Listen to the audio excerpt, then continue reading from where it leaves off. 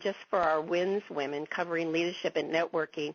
And we had two of the most astonishing and amazing, talented women in the financial industry speaking to our women. One is Amy Brandt from Vantium Capital, the CEO and president of Vantium Capital, and who owns Acura Loan Services, and Tony Moss, who is a consultant and in the international banking world and throws conferences called Eurocatalyst and Americatalyst that bring together 300 of the most talented, brightest, highest-ranking people in the industry. And it's like bringing together a think tank. And I had the good fortune to be invited to the last two Americatalyst conferences. And so we were able to bring these two amazing women to speak with our members, and our members were kind of amazed at the talent and the opportunities out there for women. All you need to do is kind of grab onto the brass ring and go for it. Well, tremendous value exists in being a member of your organization. What does that mean in terms of cost? What does it cost to become a member of the organization? We charge $795 as a registration fee, and that's a one-time fee. And then about 2 months or so after you've joined, we will put into place your membership dues. We do charge $75 a month as membership dues, and that allows us to do the webinars and, provide as much benefit as we can. We've kept the cost down of all of our events, and it's like the seminar in Las Vegas was $99, and we covered all of costs of the half day for the women. Our networking in Dallas was extremely inexpensive for our women to have the honor and the privilege and the fun of that day of mingling with so many asset managers and servicing companies and Freddie Mac, Fannie Mae, and a lot of the GSEs that were there, and we only charged $35 to go. So that's the cost is covering a lot of things that we get to do for our members and to keep the prices as low as we possibly can because of the fees and the dues. Well, I know that I speak for a lot of agents listening that they're probably surprised because many of the, I would say, the minority associations don't have fees that high. What has been some of the feedback you've received about the cost of membership and the monthly dues? We're not getting very much resistance. Mm-hmm. We've been, obviously we have 400 members. We don't charge. We give a complimentary membership to the asset companies because we know that they would not be able to join otherwise. Right. And that's why we probably have 40 or 50 asset managers, including GSEs, as members. Wow. And they are taking an active part in the association. And that's, if you joined NRBA, if you join any of the other associations, they are a lot more money than what we're charging. And we've been told by our members that this is the first association they've ever belonged to where they feel they're an active part of the association and that they're constantly being informed and given information that no one else has been giving them. We never stop, or I should say I never stop, blasting emails and information to our members. We're really trying hard to keep them informed as to what's going on and providing opportunities for them. And so many of our members have come up to us and said they've never been with an association as interactive with their members as we are. Well, I can certainly see that, and with all the things that you're doing, I can understand why you have 400 members. So if anyone is having second thoughts, I guess you just have to look at the numbers to see that 400 people see the value in writing that check and paying those monthly dues. So congratulations, really, to a very successful, fast start, and with all the great things you're doing to empower women. It's about 20 minutes past the hour, and we have a few other bullets that I really want to hear you speak about, Shelley. And also, for those of you who are listening, if you are already a member of this organization, please call in. We'd like for you to share your experience so far. We've heard from Shelley, but we'd like to hear from you as well on how this organization has benefited you so far in your membership. So start dialing in, and we're going to open up in just a few minutes for Q&A. So, Shelley, let's talk about the power of women joining together to help each other succeed. You said something earlier about men networking, and they do it differently, and they get different results than, say, with women, right? Absolutely. Women generally network differently. Men, it's really funny to watch the dynamics. Men will kind of gravitate to each other and go say, hey, let's go have a smoke, let's go smoke a cigar, let's go over to the bar and have a drink.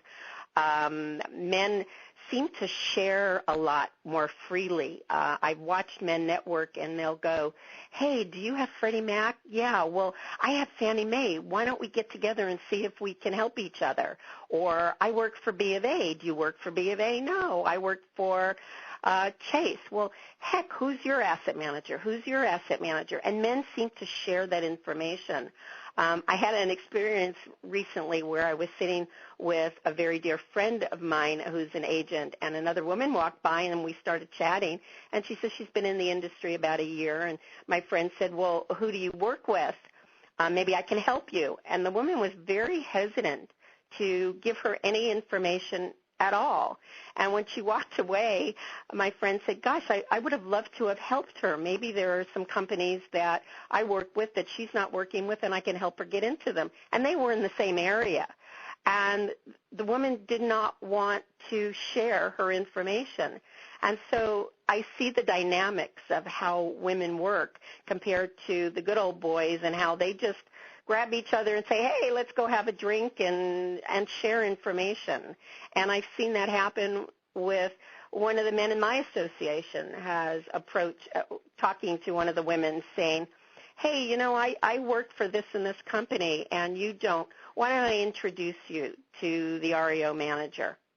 And yet, you know, in return it's, well, but, you know, he's my competition, yet the man didn't feel that he was competition. Mm-hmm. He felt secure enough with his business to want to share. So, like I say, we have to teach women to be nicer and kinder to each other, to really network with each other, because they really can help each other if they do that. Right. I guess the alternative would be to start smoking fat cigars and drinking brandy and well, hanging out with the guys, right? That's true. We've kind of arranged the spa day for our women, so maybe we just network a little bit differently. Right. Now, I do know a few women that could handle their cigars and brandy, but so maybe they have the best of both worlds. I tell you, Eric, when my husband is out there smoking with cigars with some of the guys, I do see some of the women sitting there. Well, that's great. And they are smoking, too. Well, there's so much power in networking. First, just developing relationships and then sharing information. And, you know, all that you've shared with us so far, especially your stories and giving assets to people, it just seems like to be successful in this business, you need to have a great personality and a warm handshake and a great smile. And, of course, it's a given that you've got the education, the skills, and the experience to do the job. But those things alone won't cut it, right? Having a great business card, bunch of credentials, and experience won't get it if you don't really know how to relate with people, communicate, have a great personality, great smile, and just a warm person. Would you agree with me on that? Absolutely, absolutely. And a warm heart. And a warm heart, right, absolutely.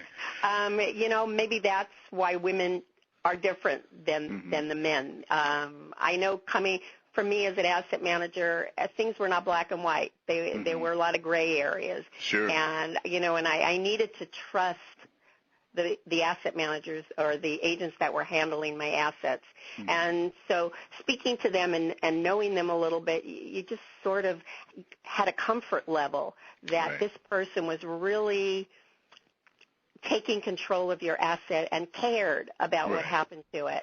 Sure. And I think especially having that personal relationship, I always said that my agents worked harder for me because they knew me and I knew them, and they didn't want to let me down. Right. Well, Shelley, time is just flying by. I could talk to you for hours. Let's go to the next bullet here. How do you grow your business and succeed in the current financial environment? What do agents need to do? Well, agents definitely need to be educated and keep up their education. But they definitely also need to be cautious about how they're spending their money. There are so many classes out there. And, if you're an expert, if you're taking a class in short sales, keep up with what's going on in the industry.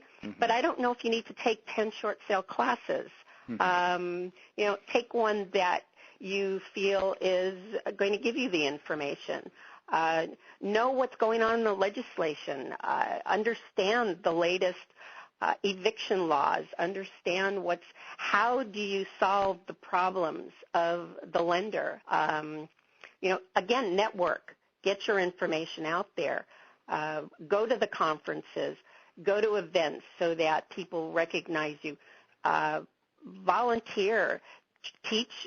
There's so many ways to work in your community. Join the associations like ARIA, NARAB, NARAB. Put yourself out there. Connect with people. And I think that's really how you grow your business. Keep up with the latest technology. That's so vitally important. You have to learn everybody's systems. Unfortunately, they charge for you to do that, but it's a cost of doing business. Right. Shelley, can you recommend certifications? There's so many out there for our audience and people who are thinking about, paying the money to become a CDPE or a car HAFA specialist, or there's so many different certifications out there. Are there any particular certifications that you would recommend? No, actually not. In fact, that was a great question. That was a question that we presented to the panel when we were in Las Vegas, and all of the panel members said the same thing. There isn't really one particular class that, they would recommend. Just find something that covers all of the information and learn. Just learn. Right. So their emphasis on know what you're doing, and get that knowledge by any means necessary, but know what you're doing and be able to perform, right? That's the most important part. I once had an agent that would leave me messages or emails that say, "Oh my God, I've got a problem." And I would think, "Oh my God, what am I supposed to do about it?" You're in another state. I'm behind my desk. Right. The good agents always gave me an answer before they presented the problem. Right. So if a pipe had broken, I'd get an email or a call that said, "The pipe broke. I have done an emergency repair. This is the choices that we have to do in order to move on, and here are the costs." Right. Now, I don't have an "oh my God," I have a solution to the situation. And that's what a good agent is all about. Right. Now, you had mentioned the minority trade associations. How important today is it to be a member of, say, NARAB, ARIA, or NAREP? Vitally important. The government entities and the lenders are absolutely, positively working with minority groups. They respect them. They are reaching out to them, and they will work harder with you if you belong to one of the groups. It is really vital in this environment to work with